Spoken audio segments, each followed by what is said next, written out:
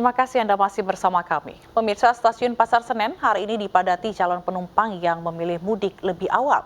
Mereka memilih mudik jauh-jauh hari lantaran takut kehabisan tiket dan sudah 2 tahun tidak pulang kampung.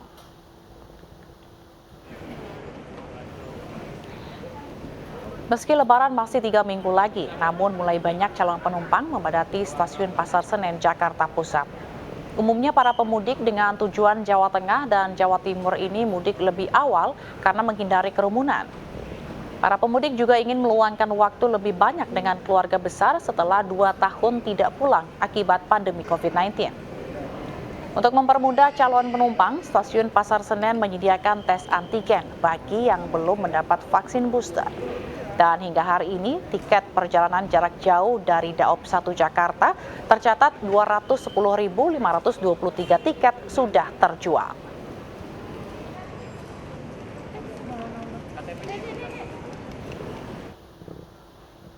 Dua tahun dilarang mudik akibat pandemi COVID-19 membuat masyarakat memendam rindu panjang akan kampung halaman. Tahun ini diperkirakan 79,4 juta pemudik akan balas dendam mudik lebaran. Lalu bagaimana agar mudik lebaran ini bisa tetap berjalan aman dan nyaman? Berikut wawancara khusus Ajat Wiratama dengan Menko Pembangunan Manusia dan Kebudayaan Muhadjir Effendi. Bicara tentang euforia mudik tahun ini tentu harus direspon secara cermat dan hati-hati karena mobilitas masyarakat dipastikan akan sangat tinggi. Lalu bagaimana sebetulnya masyarakat bisa memastikan kepatuhan akan aturan yang tadi ditetapkan oleh pemerintah dan pengawasannya terlaksana dengan baik? Ya, ini Mas Ajat, jadi dari segi kita pemerintah ini kan sudah 2 tahun tidak mendesain kegiatan mudik ya. Ini juga tentu saja perlu semacam belajar ulang terhadap menata, dalam hal menata dan menyiapkan mudik ini. Sementara bagi mereka yang akan mudik, justru 2 tahun puasa mudik ini menjadi kesempatan dia untuk beramai-ramai untuk mudik, sehingga ada satu sisi kita persiapannya harus matang betul, satu sisi kemungkinan lonjakan mudik akan sangat tinggi, diperkirakan di atas 80 juta ya. Karena itu memang jauh-jauh hari kita sudah menyiapkan diri, kita tata sebaik-baiknya agar bagaimana nanti puncak mudiknya itu betul-betul bisa kita kendalikan dengan baik. Artinya ini sebetulnya mudik pertama ya di masa pandemi yang butuh skenario khusus begitu? Betul, karena kan kita 2 tahun sudah nggak pernah melayani mudik kan, sehingga harus belajar ulang ini gitu, baik itu dari pihak keamanan maupun dari pihak transportasi itu harus belajar ulang. Sementara masyarakat karena juga sudah 2 tahun tidak mudik, sekarang ini semacam balas dendam untuk mau mudik besar-besaran, sehingga persiapannya harus ekstra keras betul ini. Gitu. Skenarionya seperti apa untuk bisa memastikan kepatuhan akan aturan, kemudian mengawasi apakah masyarakat ini sudah di booster atau belum? Ini bagaimana? Untuk pengawasan nanti setelah kegiatan tentu saja tidak mudah ya. Karena itu yang penting kita ketuk kesadaran masyarakat jauh-jauh hari agar segera booster ini. Jadi paling nanti kalau kita ingin melakukan pengecekan itu paling model randomisasi, tidak mungkin semuanya diperiksa dengan 86 juta orang itu. Karena itu kesadaran masyarakatlah yang sekarang harus menjadi tumpuan kita. Kenapa? Karena sudah terbukti menunjukkan bahwa booster ini adalah cara yang paling ampuh untuk mengendalikan COVID, karena mereka yang sudah di booster itu rata-rata tingkat kekebalannya itu naik beberapa kali lipat dibanding mereka yang baru vaksin 1 kali ataupun 2 kali. Karena itu booster ini menjadi cara untuk mengatasi kemungkinan yang tidak diharapkan, yaitu melonjaknya COVID-19 pasca Lebaran seperti tahun-tahun yang lalu. Baik, kalau orang dari Jakarta atau kota-kota besar disuntik vaksin karena memang ingin pulang ke kampung halaman, lalu bagaimana dengan daerah-daerah yang kita tahu tingkat vaksinasinya masih sangat rendah? Ini kan juga harus dilindungi, Pak Menko. Betul Mas Ajat, jadi vaksinasi ini memang diutamakan wilayah-wilayah yang nanti menjadi tempat pemberangkatan mudik. Antara lain adalah wilayah Jabodetabek,